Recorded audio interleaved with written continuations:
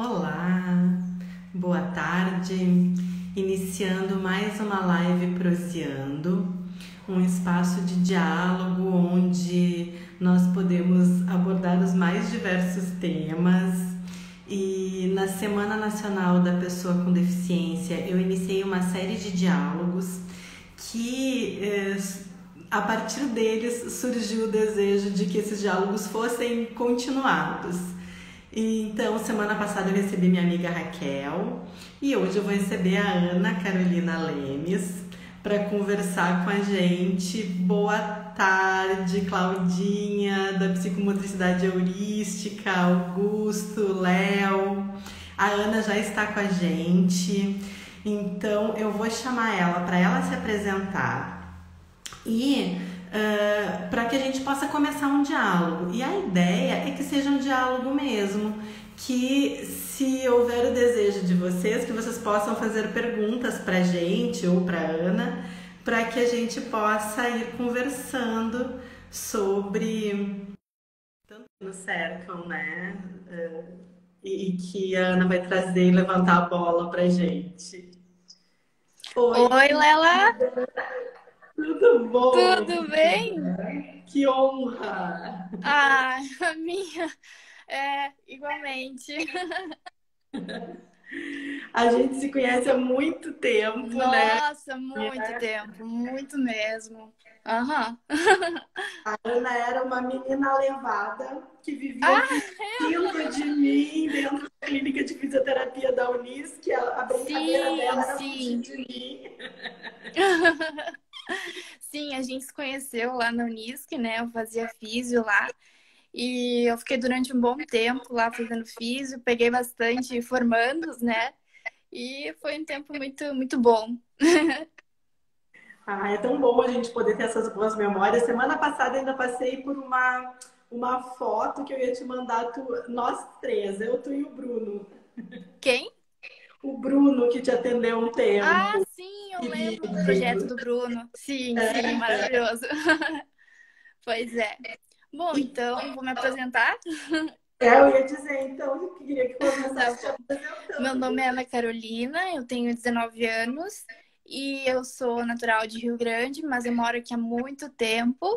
E eu tenho essa oportunidade, tive a oportunidade de conhecer pessoas incríveis, né? Dentre elas, a Lela.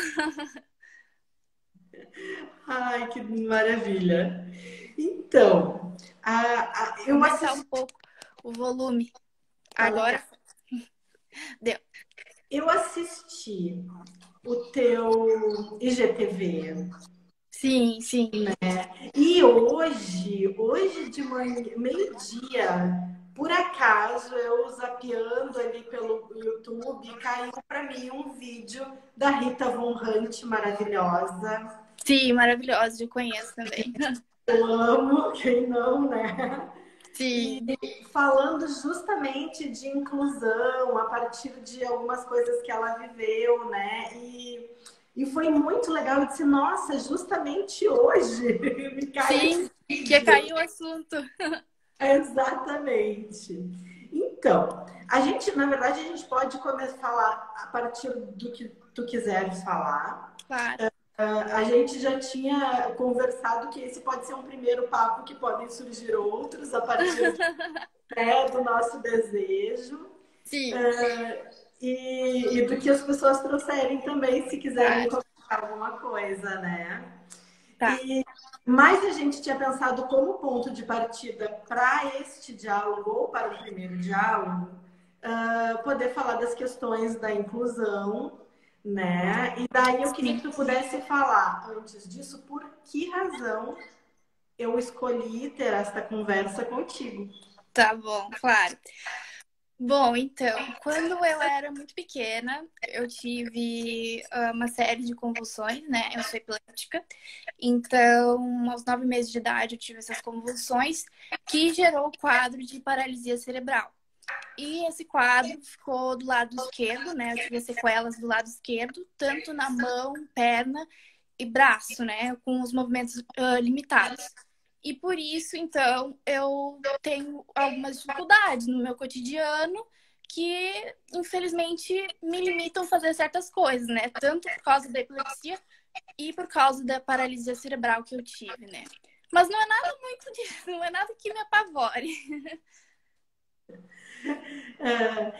Tem uma questão que é muito do teu perfil, que é tu sempre foi lidando de uma maneira muito desopilada, né? Sim, eu tenho isso.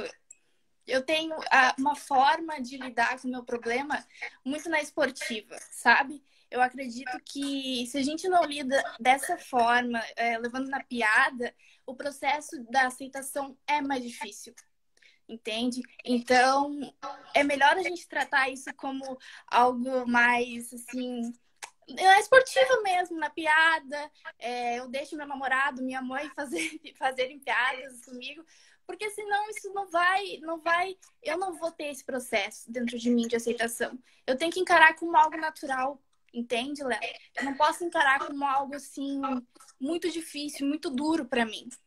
Então, eu encaro assim de uma forma muito leve tudo, sabe? E eu acho que isso acaba trazendo as pessoas mais para perto de mim ainda. Uma das coisas que tu falou lá no teu IGTV, é do quanto chegou um momento, provavelmente já adolescente, porque isso acho que é uma caída de ficha que é quando a gente já é mais velho, de que existem outras deficiências com uma limitação muito maior do que a tua. Claro. Né? E que isso te ajudou a olhar para a tua de um modo diferente. Sim, com certeza. É uma coisa que eu e minha mãe, a gente sempre se flagra discutindo, né? Por que eu sempre tento bater nessa tecla? Existem coisas muito piores, deficiências muito piores que a que eu tenho. Então, eu não tenho que ficar. Até eu não gosto desse verbo, me vitimizando, né? Mas eu não devo ficar sempre querendo, ai meu Deus, tudo é difícil, ai, como eu não consigo fazer isso, não consigo fazer aquilo. Claro, vai ter momentos muito difíceis que vai ser uma barreira, sabe? Que eu não vou poder fazer. Que nem tem coisas na minha vida que eu não vou conseguir fazer e eu já disse, não, isso eu não posso, não consigo, deixa assim. Mas tem coisas que sim, que a gente pode mudar e com certeza ir tentando aprimorar para que seja cada vez melhor, sabe? E é nisso que eu insisto. Eu acho que isso que a gente deve sempre ter ciência, que a gente tem que insistir nas coisas que realmente vão dar certo.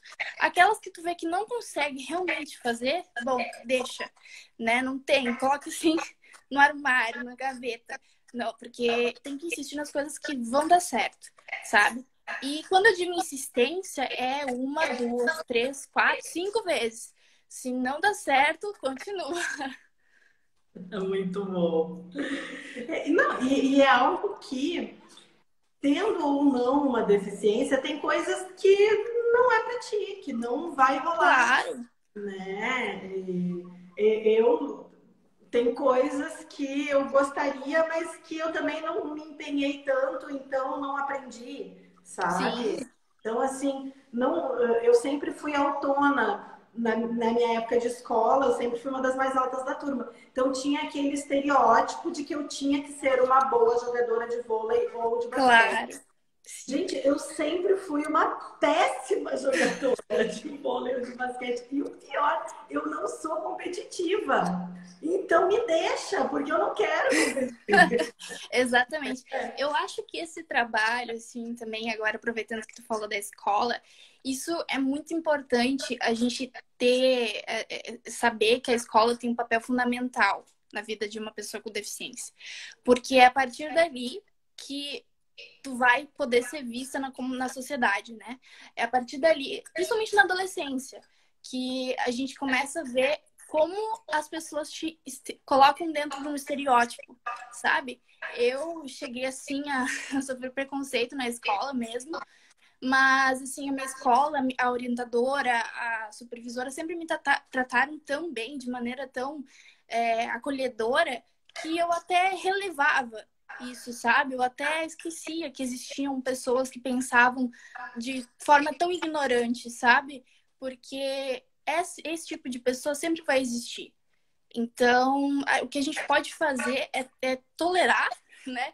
Ou até ignorar, porque essas pessoas sempre vão estar lá. E as pessoas boas também vão estar ali para te auxiliar. E é nisso que a gente tem que se agarrar. Mas é claro que eu já me peguei com comentários como, aleijada, sabe? Sempre precisando de ajuda. Essas coisas assim a gente vai se agarrando, mas não é bom. Chega uma hora que a gente tem que começar a se agarrar nas pessoas que são boas de verdade e que te acolhem, te entendem o problema, sabe? E quando eu falo isso, assim, é todos os teus problemas também. Não é só o físico, mas também o emocional, porque atrás de uma pessoa com deficiência existe todo um problema emocional que ela tem também. Então, eu me agarro muito nas pessoas que querem me acolher de verdade, sabe? Eu acho que isso é muito importante. Maravilha, maravilha. Porque sempre é verão, né? Exatamente. É. E, bom, uma das coisas que eu ia te perguntar era isso, assim, da escola, se tinha acontecido, né, esse tipo de comentário, e isso se deu mais na adolescência mesmo ou já na infância? Na infância a gente é muito ingênuo, né? A gente é muito. Nem percebe. E na infância eu acho que a criança é ingênua também. A criança não faz esse tipo de comentário rude, não aponta o dedo. Então, eu nunca tive essa percepção na infância. Sobre preconceito mesmo, né, na infância. Mas o que na adolescência, sim, na adolescência eu tive que conviver com pessoas com deficiência, também tinha um colega deficiente, e eu percebia muito que ele sofria, sabe? E aí eu ficava, nossa, ainda bem que eu não sofro, porque eu não queria estar no lugar dele. Então, e graças a eu não tenho nenhum problema cognitivo, porque o que eu percebia na escola é que os adolescentes são muito cruéis com as pessoas, os adolescentes, os outros adolescentes que têm problemas cognitivos. Eu tenho uma deficiência física, mas quem tinha algum problema cognitivo era simplesmente assim, sabe? Muito, muito, assim, sofria muito preconceito. Então, eu agradeci até pelo fato de eu não ter um outro problema cognitivo, sabe? Algum problema mental, que dizem, né? Mas ao longo do tempo, assim, eu também fui vendo que eu tinha que me aceitar, sabe? Porque se eu não me aceitasse, os outros também não iam se aceitar, não iam me aceitar. Então, foi todo um processo, e eu digo que esse processo dura até hoje, sabe? Eu não tenho isso na minha cabeça. Sou completamente feliz ainda com esse problema. Mas é toda uma desmistificação que eu tenho que ter, sabe? E eu acho que eu tô indo, tô tentando ver como é que vai ser esse processo. Tá andando. Mas eu acho que ser feliz, né, é isso. Filósofos que eu gosto muito de ler, dos contemporâneos e dos mais antigos, falam disso, assim, de que ninguém é feliz o tempo inteiro. Claro, sim. E a minha experiência, assim, lendo Poliana já adulta foi, nossa, que guria chata. Sabe? Que coisa chata alguém que quer ser feliz o tempo todo. Porque para te saber que tu tá feliz, tu tem que saber o que é não estar também. Né? E a Exatamente. vida é feita de dor e delícia, né? Eu acho, E eu digo que assim, que existem altos e baixos, né? Que nem tu falou. Tu sempre vai ter aquele momento que tu vai estar passando por uma fase ruim, mas aí depois tudo pode acabar melhorando, né? Então, se eu tive fases ruins na escola, se eu peguei pessoas preconceituosas, além do problema ser delas, né, da mente que elas têm, essa fase já passou. E se vai vir outras, né, seja na faculdade, trabalho, também irão passar. Então, é questão de fases, né, é questão de momentos. E toda vida tem esses declínios né, para a gente ascender na vida, é isso mesmo.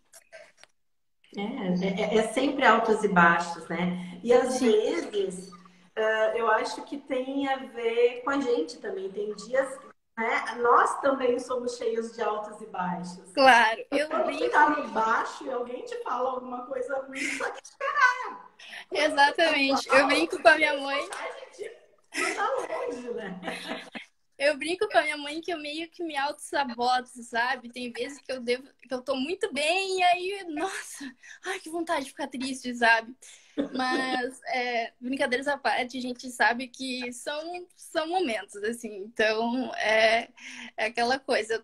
Eu tento não fazer isso. Eu tento não me auto-sabotar. Porque eu acho, assim, que, poxa, tá tudo bem, tá tudo estável. Não tem com o que se preocupar. Por que que tá se preocupando? Por que que tá chorando? Por que que tá fazendo drama? Sabe? Mas é um pouco difícil, assim, tentar manter a estabilidade emocional. E, inclusive, a gente está no Setembro Amarelo, né? Que é super importante também para a gente entrar nesse assunto, porque nem toda pessoa consegue ter uma saúde mental plena. Nunca, sabe? Por exemplo, as blogueiras, né, que tem agora. Como é que elas sempre estão felizes? Como é que elas sempre estão maravilhosas, lindas? Não existe isso, sabe? Então, eu me pensando até que ponto elas são felizes, né? Até que ponto aquilo ali realmente existe na vida delas. Elas mostram um espelho, né? Elas são uma coisa, mas a gente só consegue ver uma parte, um recorte, né? Elas mostram, eu acho que quase todo mundo nas redes sociais mostra um personagem, Exatamente. né? A gente é um personagem, na A verdade. gente nas Somos redes sociais, personagens. a gente. Desculpa, a gente nas redes sociais, a gente escolhe quem a gente quer ser, né? A gente. Hoje eu vou ser assim assado. Hoje eu vou criar, que nem falou, criar um personagem e eu vou exibir para essas pessoas. Mas as pessoas não têm noção do que tá por trás, né? Às vezes é tudo uma máscara. É.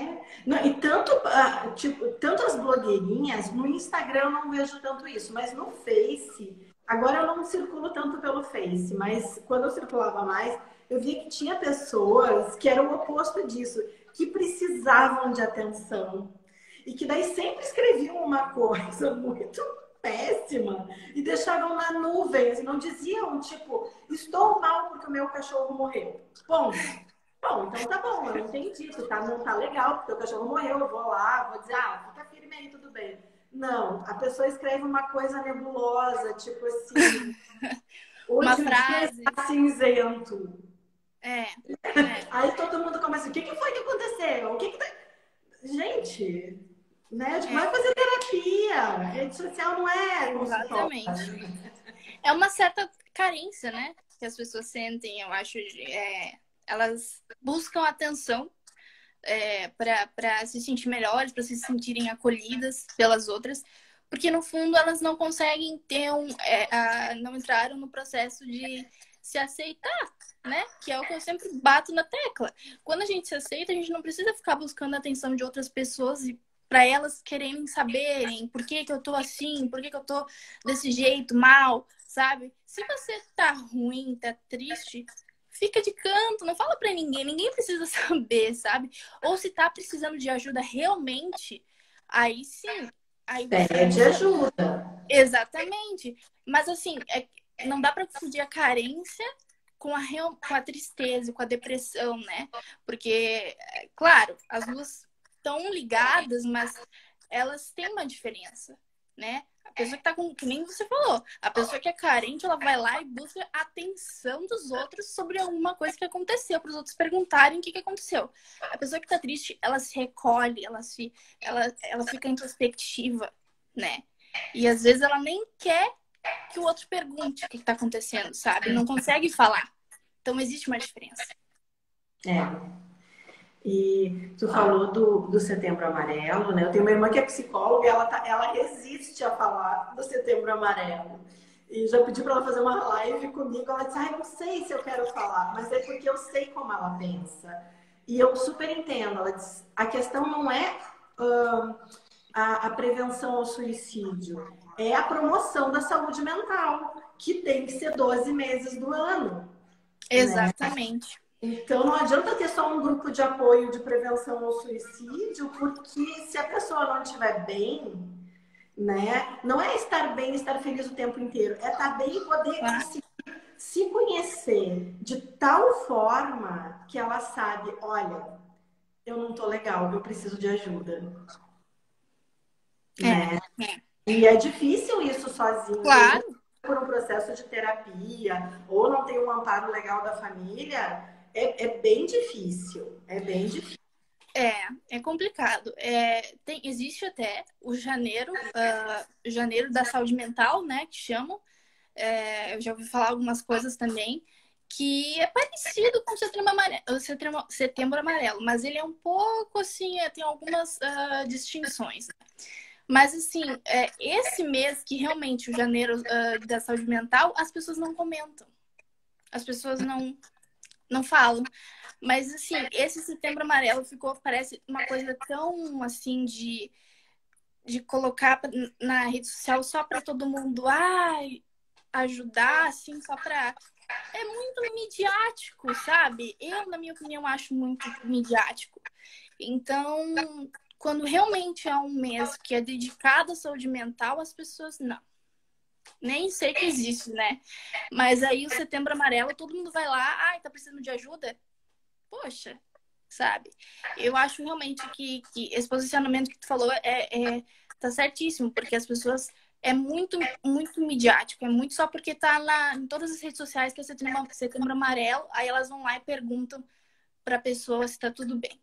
E eu acho errado. Mas cada um com o seu posicionamento. Não basta só perguntar, né? Tu tem que ser sensível o tempo inteiro para poder olhar para a pessoa e identificar, olha, né? A Ana tá diferente, tá acontecendo alguma coisa, né? E falta sensibilidade. E, e eu vejo que muitas vezes, assim, as pessoas que, assim, quando perguntam, parece que precisam que tu esteja ruim, sabe? E às vezes tu tem que ir pelas bordas de poder chegar e puxar uma conversa sem ficar perguntando se tá tudo bem. Porque quem não tá bem não quer dizer que não tá bem. Exatamente.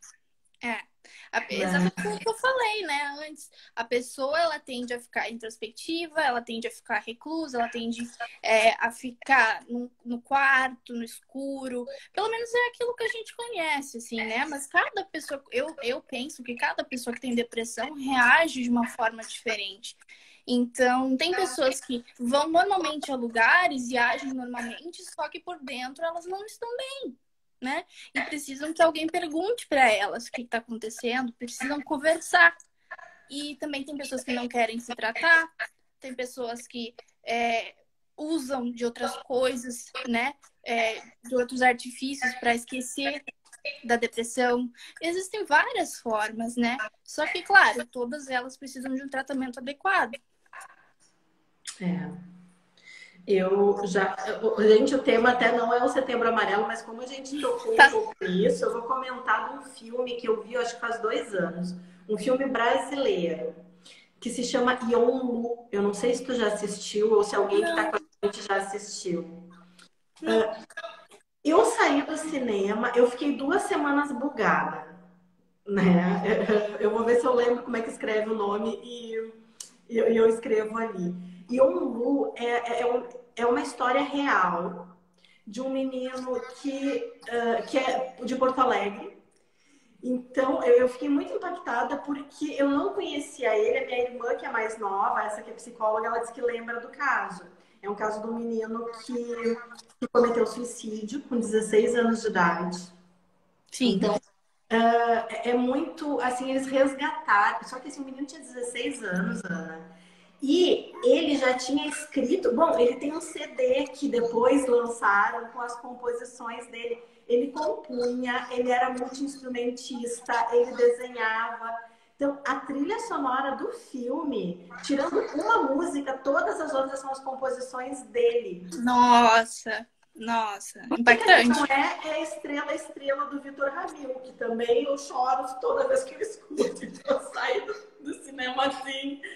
E eles fizeram videoclipes durante o filme com os desenhos dele e resgataram todas as falas de internet, porque ele entrou num... Quando eu li a sinopse do filme e diz que é um menino que busca apoio num grupo para suicídio, na minha cabeça eu entendi que era um menino que ia buscar ajuda para um grupo para não se suicidar. Mas não, era um blog para se suicidar.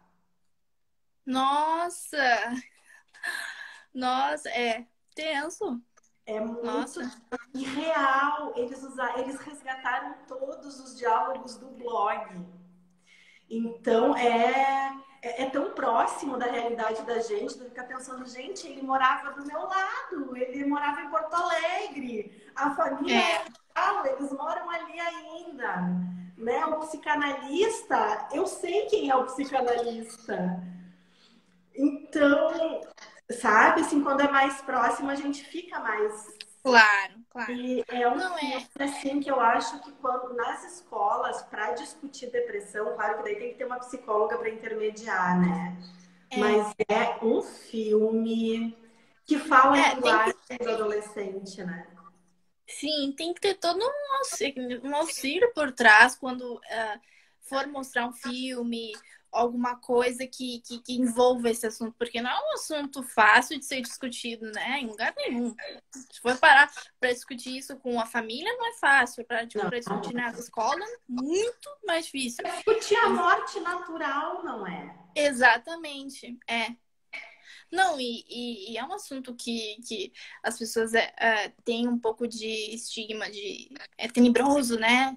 Então, tem pessoas que encaram a morte como algo natural, como algo que vai acontecer, e tem outras que encaram como algo que, não quero falar e respeita isso, né? E é engraçado, né? Não quero falar, parece que não falando ela não vai acontecer.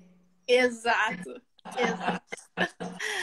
Exatamente. A mesma coisa com as deficiências, né? Exato. A deficiência tem muito assim, ó. Eu digo por experiência própria.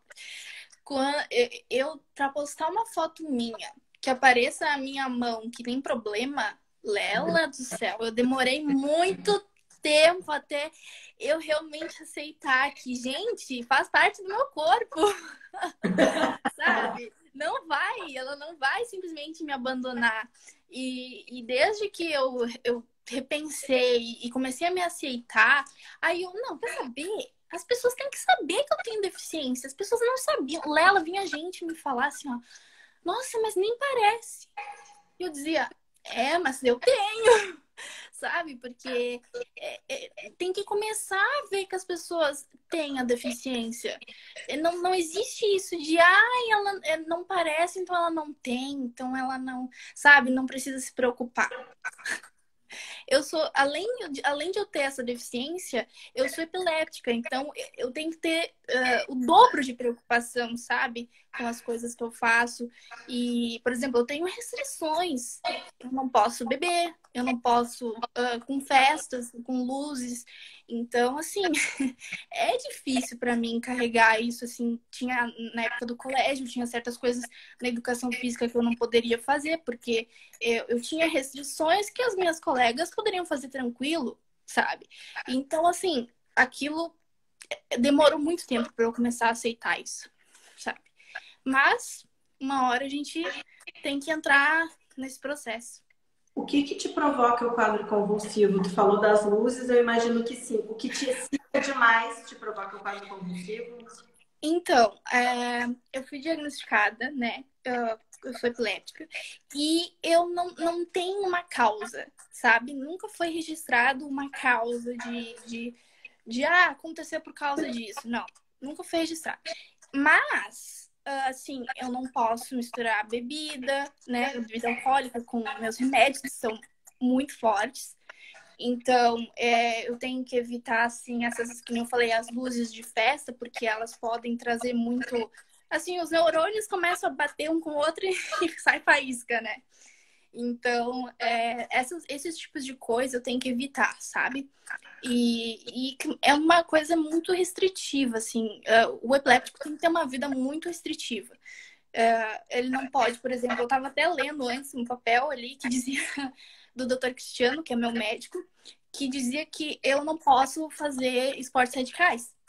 Então, se um dia eu quisesse pular de paraquedas, negativo, eu não posso. Então, assim, são prazeres, são coisas que eu faria, mas se eu não tivesse isso. Estresse, a minha mãe colocou ali, ó, não posso me estressar de jeito nenhum. Chegava no final do ano, não passava em matemática na escola, meu Deus, eu ficava estressada, era certo que eu ia ter uma convulsão, sabe? Então, esse tipo de coisa acaba acarretando para ter uma convulsão, assim, mais forte, tem as mais leves, tem as parciais, né? Que as parciais são aquelas que, na verdade, eu fico desligada, sabe? As crises de ausência. Quando eu tô aqui, mas eu não tô aqui. Então, assim, por exemplo, eu vou estar falando contigo, mas daqui a pouco eu sumi, sabe? Na minha cabeça, eu esqueci de tudo que a gente estava falando. Eu tenho isso, sabe? É muito comum. Uhum. Eu tinha, o meu filho mais novo, né, que já faleceu, tinha uma síndrome convulsiva de muito difícil controle. E também ele não se importava de bagunça. Mas eu sabia que do ano novo até dia 10 de janeiro, relaxa, porque ele vai convulsionar loucamente. Exatamente. E a gente no Natal ia para minha mãe e no Ano Novo ia para minha sogra. E só de tirar ele da rotina, ainda que tentando deixar as coisas mais calminhas, mas só de tirar ele da rotina dele, ele já, né, já se curto-circuitava, como eu disse. Perfeito, perfeito.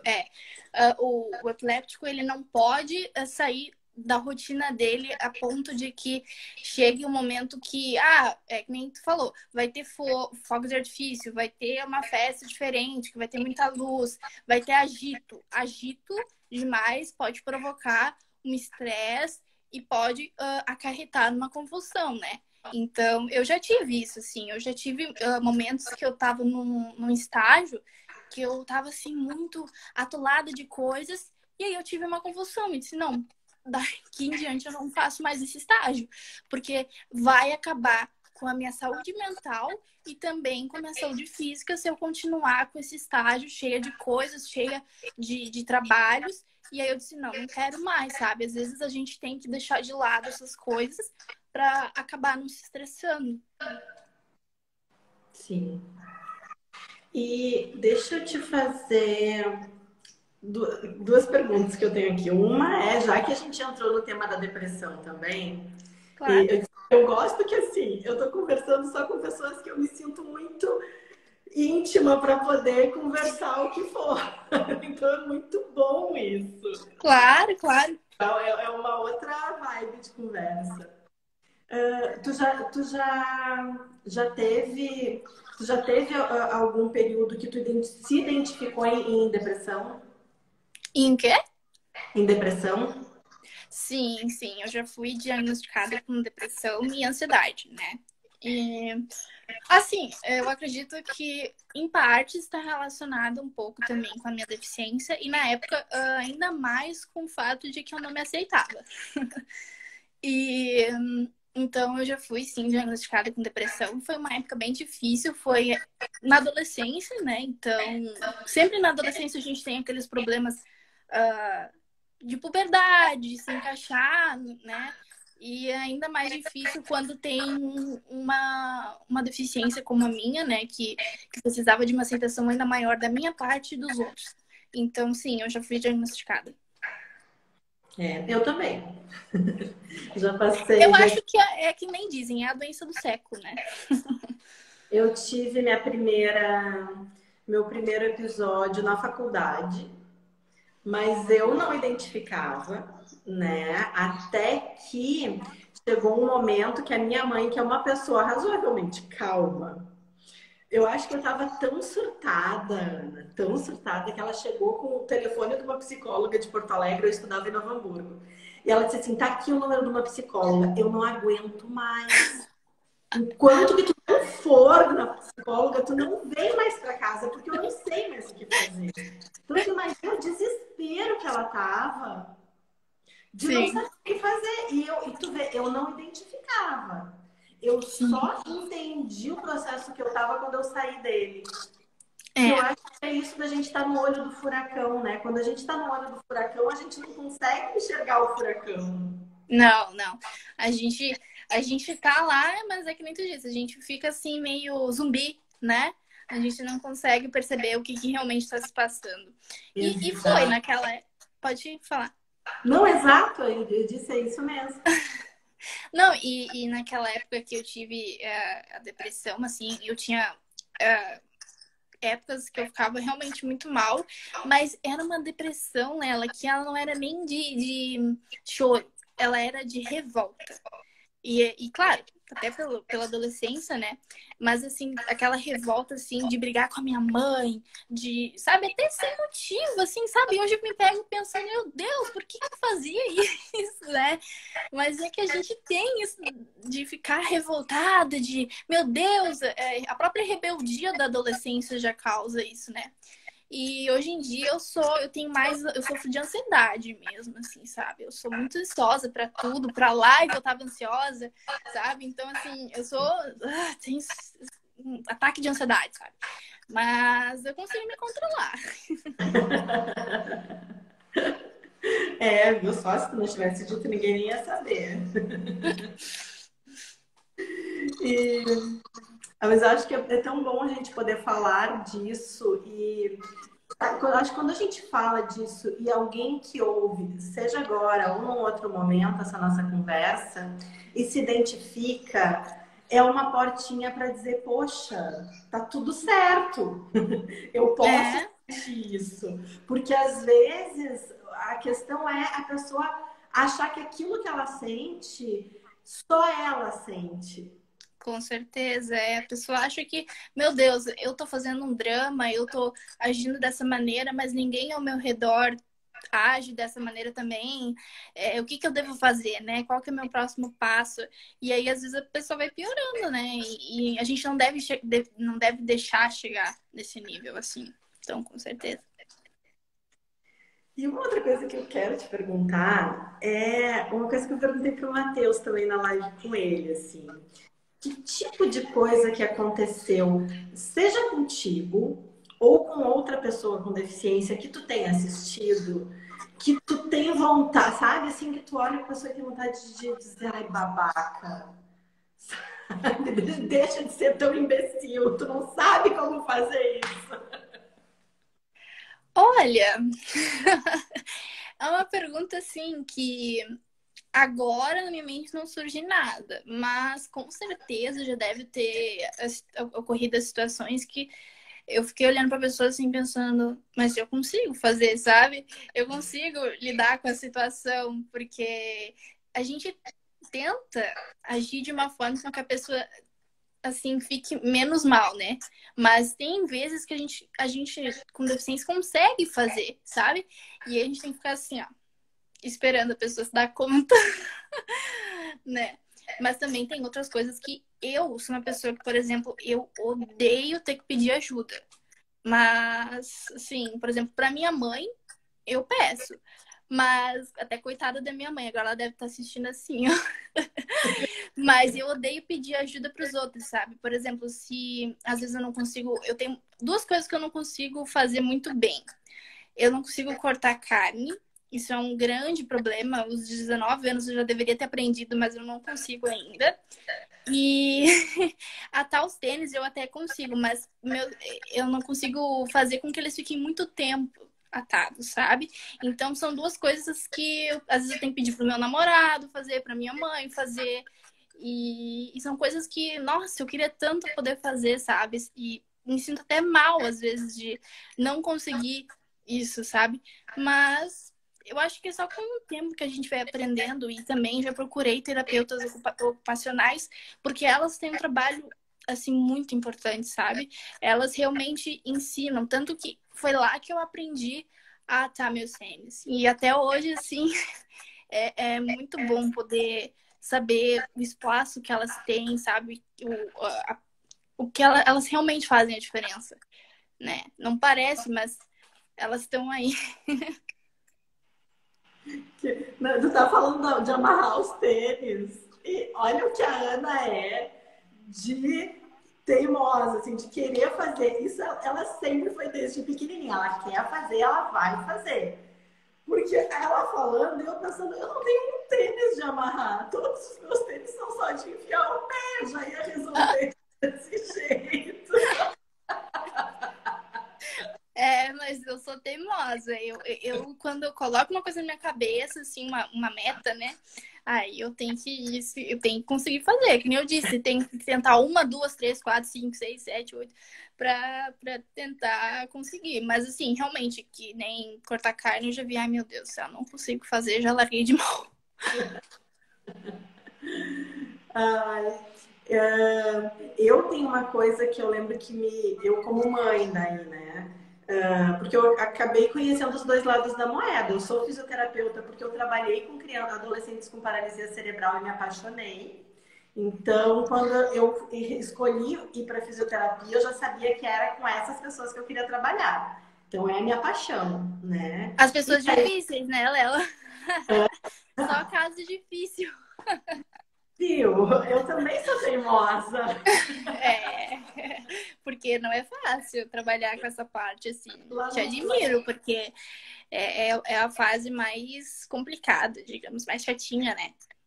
Ai, eles adoram, né? E lá na clínica, na Unisc, o que mais me dão? Os bebês, principalmente as crianças, e a neuro, né? E eu sempre brinco assim, não vem me dar entorse de tornozelo para mim ter que supervisionar, porque é só um entorse, pode dar um traumatismo craniano, um acidente vascular, uma criança com paralisia cerebral, porque é a minha paixão, né? Sim. É onde eu me realizo, assim. Se identifica, né? Totalmente, totalmente. É isso, foi o meu desejo que veio antes, né? É por esse desejo que eu me tornei fisioterapeuta. E uma coisa que me irritava muito, assim, quando eu tinha o Arthur, que eu saía com ele, eu acabava saindo pouco, porque realmente o quadro convulsivo dele era de muito difícil controle, era quando alguém dizia assim... não é que eu queira perguntar, assim, não é que eu queira perguntar. Daí eu tinha vontade de dizer, então não pergunta. Né? Não quer perguntar? Não pergunta. Não pergunta. Porque quando alguém começa assim, tu sabe que vai perguntar uma coisa. Sabe que uma coisa que me falam muito é... Não parece que tem, né? Que nem eu falei antes. Mas aí eu disse assim, não fala então. Se eu não pareço, fica quieto. Se eu não tenho nada, se tu acha que eu não tenho nada, então nem fala, fica quietinho, sabe? Não precisa dizer, ai, nem parece que tem, mas que coisa, né? Sabe, daí já parece que é um tom de vitimismo, né? Porque, ai, mas judiaria, né? Tem isso, mas não, nem parece, sabe? Isso eu odeio que façam, assim. Porque ou eu tenho, então deixa quieto. Te coloca num lugar que é o lugar que tu nunca quis, né? Que tu sempre te afastou. Exatamente. E eu comentei isso com o Matheus também na live que eu fiz com ele, assim. Me incomoda como fisioterapeuta daí, porque né, a vida inteira minha foi trabalhando com pessoas com deficiência motora, principalmente, que geralmente colocam, e eu acho que tem a ver com isso que tu está falando, o deficiente assim, ó, nesses dois lugares, ou o coitadinho, pobrezinho, ai meu Deus, ou o super-herói empoderado que vence. Quer dizer, não existe a possibilidade de. Gente, eu sou uma pessoa.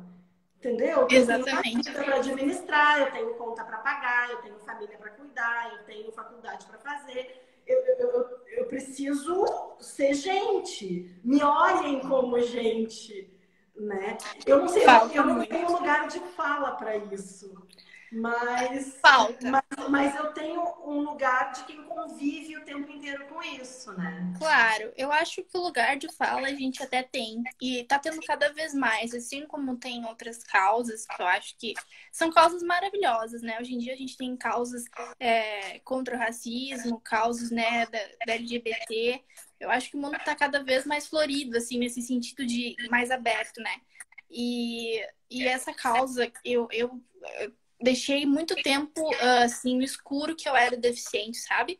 E agora, até assim, eu aprendo um pouco, porque, por exemplo, é pessoa com deficiência, é deficiente, qual que é o termo correto? Essa causa, assim, as pessoas não têm muita noção, sabe? E elas ficam com vergonha de perguntar, vergonha de falar.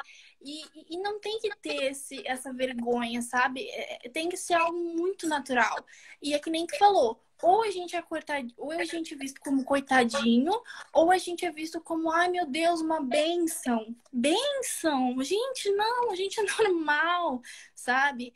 Eu cresci normal, eu tive. Claro, que nem eu falei, dentro das minhas limitações, eu sou uma pessoa normal, entende? Mas assim, as pessoas sempre colocam a gente num lugar de coitado ou num lugar de uma bênção. Então, assim, vamos aprender a nos colocar num lugar normal, uma linha normal, como toda a sociedade. Só que aí é uma desconstrução que vai levar muito tempo ainda, né? Com certeza, porque eu estou trabalhando nessa desconstrução há quase 30 anos. É. Eu não vou dizer que a gente não saiu do lugar, eu acho que a gente saiu do lugar. Claro. Né? Hoje existe alguma inclusão a forceps, com muita dor, mas existe, né? Existe, mas às vezes eu acho que também falta muito a gente, até nós deficientes, percebermos isso também, sabe? Que essa desconstrução tá indo aos poucos, porque a gente também está se colocando. Qual que é o lugar que a gente se coloca, sabe? Tem pessoas com deficiência que se colocam no lugar de, não digo coitadismo, mas acomodadas, né? Por exemplo, elas dizem, poxa, vai ser isso, a minha vida não vai ter uma melhora. Eu acho que não, acho que tem que haver uma melhora também da pessoa, né? E é o processo de aceitação que ela precisa ter, eu acho. Enquanto ela não se aceita, ela acha sempre que ela vai ter essa vida, né? E não, ela pode ter uma vida melhor. E só que isso depende somente e exclusivamente dela também. Pelo menos ela tem que ser o carro-chefe, né? Exatamente. Para poder colocar as rédeas nos outros que são. Eu sempre digo que o condutor, né, para aceitação é a minha pessoa, eu preciso me aceitar. E quando eu me aceitar, os outros vão fazer o trabalho deles também, com a minha ajuda, né? Mas enquanto isso não acontecer em mim, os outros provavelmente vai ser muito mais difícil trabalhar nisso neles. Tu sabe que, assim, tu e o Matheus estão fazendo eu repensar o uso da palavra aceitação de um jeito... Porque eu sempre tive muito perrengue com essa palavra, assim. Porque a aceitação sempre bateu para mim como algo... Que é isso que vocês estão me fazendo rever. Como algo, tipo assim... Porque tem também, eu convivi com pessoas assim, meio... Deus quis assim, então, né? Se Deus quis assim, tipo... Se Deus quis assim, para que eu vou fazer fisioterapia? Deixa como tá. Sim. Né? E não, meu Deus quis assim, mas Deus também fez o fisioterapeuta para te ajudar, né? Quer dizer, ok, todos nós vamos passar por experiências que a gente pode sofrer com elas ou pode, além de sofrer, aprender com elas. Aprimorar. Né? E eu sempre tive a aceitação nesse lugar de, então tá, então deixa assim, não vamos mexer. Né? E vocês dois me trazem essa palavra para me provocar, assim, né? Não, só um pouquinho. Né? Existe uma outra questão posta aqui, que é isso, que é de ressignificar a vida com o que se tem.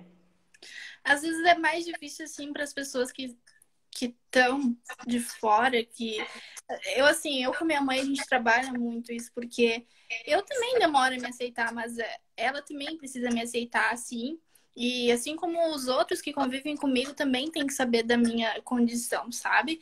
E até hoje foi interessante, porque eu tava lendo algumas condições minhas no momento que eu vou ter uma crise epilética, né? E eu mandei pro meu namorado. E eu falei, ó, é isso aqui que tu precisa saber caso eu tiver uma crise epilética contigo. E aí ele disse, ai, mas eu tenho que fazer uma pergunta, assim, o que que eu faço? Eu te acordo? Eu te deixo ficar tendo a convulsão? Eu disse, claro, faz as perguntas que tu tem que fazer, porque é justamente isso, tu tem que aprender o teu lugar, né, que vai ser esse de não me acordar, não fazer nada, porque deixa eu ter a convulsão, sabe? Porque se me acordar vai ser pior. Então, a gente tem que explicar esse lugar também da pessoa que ela tá tendo, sabe? Que ela tem que ter quando a gente vai estar tendo a convulsão. Eu digo isso para os epiléticos, mas não só para todas as pessoas com deficiência também. Às vezes a gente precisa chegar na pessoa e explicar o lugar dela. E eu acho isso é uma forma de aprendizado também, né? Uma forma de troca de informações. Não, e eu acho que é tão importante porque, assim, às vezes as pessoas querem ajudar, mas como não sabem como ajudar, elas vão fazendo do jeito que elas acham que é o melhor. E às vezes do jeito que elas acham que é... E daí aquela coisa, eu estava falando do quadro convulsivo, né? Às vezes o melhor as pessoas acham que é segurar a língua, né? Essas coisas básicas. Essa é velha. Conter a pessoa. Né? Sim, com certeza. Sim, tudo errado, querendo ajudar. Eu já tive situações de amigas minhas que me perguntavam, ai, mas assim, se eu tiver tendo uma convulsão, eu tenho que segurar a tua língua? Eu disse, não, assim, ó, tu tem que fazer assim, assim, assim. E aí ela, bom, tá. Mas daí ela explicou, daí ela me disse assim, não, mas é porque isso é uma coisa que eu ouvi falar. Então as pessoas ouvem falar, vão falando desinformações umas para as outras e achando que a epilepsia, na verdade, é um monstro, né? Só que na verdade não é. E tanto que antigamente as pessoas epilépticas eram tratadas como, meu Deus, era doença, né? Era uma doença, eu digo no sentido assim de coisa de outro mundo, sabe? E demoníaca, assim, né? E eu acho que tem que desconstruir isso. Tem muita gente que pensa assim, gente, a gente tá no século XXI, sabe? Isso faz sentido, super faz sentido na Idade Média. Que não existia ciência ainda e o mundo era explicado pela religião. Então, eram esses dois polos. Ou era de Deus ou era do demônio. Né? E daí o corpo que se contorce todo, de Deus não é, se não é do demônio. Exatamente. Eu ainda brinco com os meus alunos, eu digo, não é que os exorcistas faziam tudo direitinho, porque assim, né, fazia aquelas sessões de exorcismo que matavam as pessoas, tiravam o demônio do corpo, tirava a vida do corpo também. Mas depois que estava morto, não tinha mais demônio nenhum. Exatamente. É coisa de louco, assim, né? Parar pra pensar que as pessoas tinham esses pensamentos tão retrógrados, assim. É difícil, assim. Poxa, uma pessoa que só tem um problema que...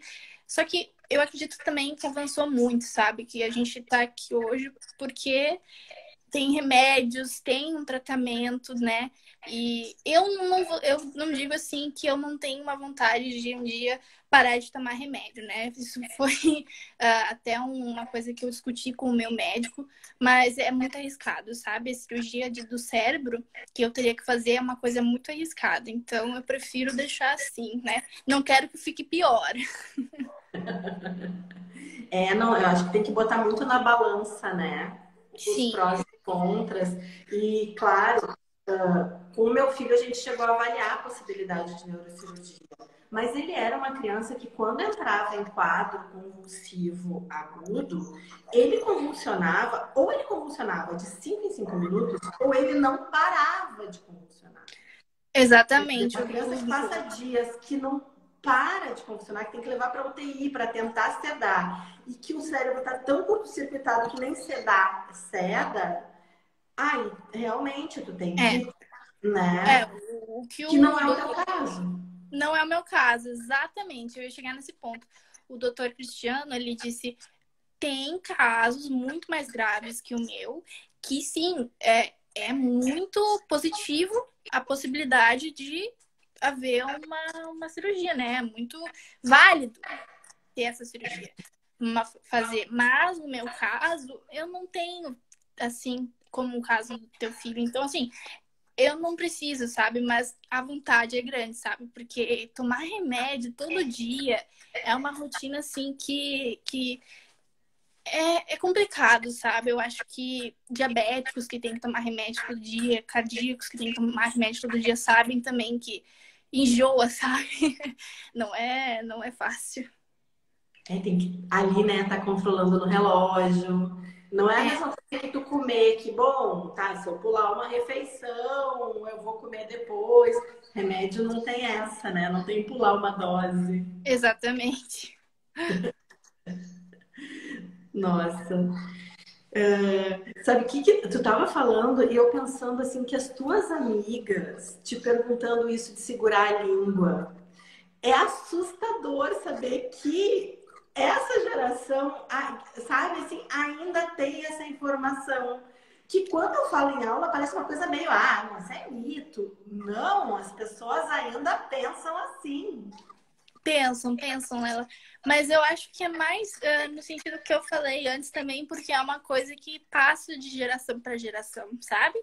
Provavelmente o pai dela ou a mãe dela falou que, eu acho que tem que fazer isso, mas eu também não sei o que fazer, né? E porque a avó dessa menina falou, né? Então, assim, é um ciclo que vai passando e aí as pessoas têm essa desinformação na cabeça. E várias outras desinformações, assim, sabe? Mas não é um monstro de sete cabeças, é uma coisa fácil de. Fácil não é, mas assim, é complexa desde que tenha um acompanhamento, fica mais tranquilo, sabe? Não, e eu acho que tu traz uma questão que é super importante, que eu acho que é importante para as pessoas com deficiência, é chega e coloca, que é o que pode salvar a tua vida até, né? É, Pode salvar a tua vida, porque não adianta as pessoas. Assim, a gente tem, por exemplo, nas distrofias musculares, né?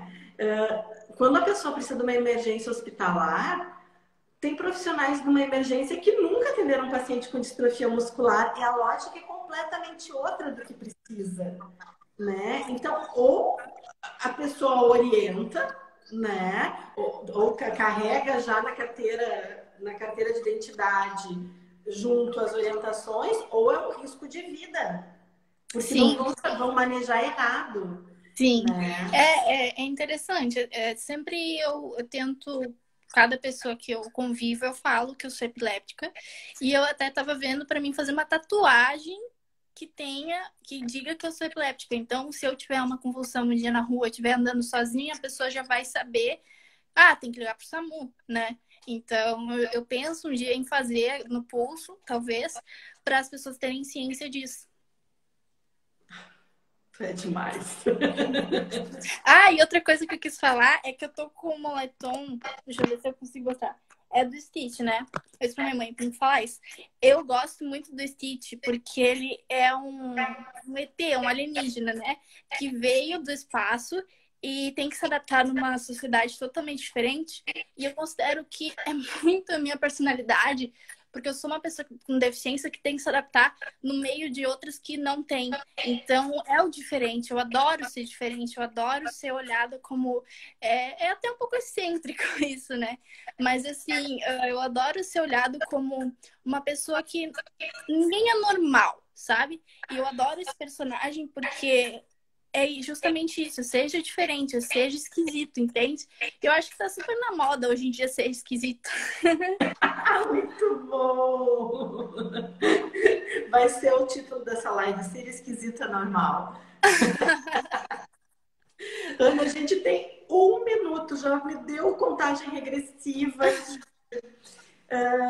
Eu acho que a gente, de repente, combina, a gente vai conversando, de repente a gente combina outro papo, porque é muito bom conversar contigo. Queria Igualmente. agradecer muito. Nossa, quanta coisa a gente conversou nessa 1 hora. Nossa, eu nem percebi que tava. E queria muito te agradecer, agradecer o pessoal que está com a gente. Um Muito monte de gente aqui obrigada pelo convite, cantando, te Léo. elogiando. Muito obrigada pelo convite. E é isso, estamos aí, pro que der e vier. Sigamos, né? Juntas. E nossa, que live potente. Muito E obrigada. continua a batalha. Com certeza. Um beijo, querida. Beijo, tchau. Beijo, pessoal. Até a próxima Proseando. Tchau.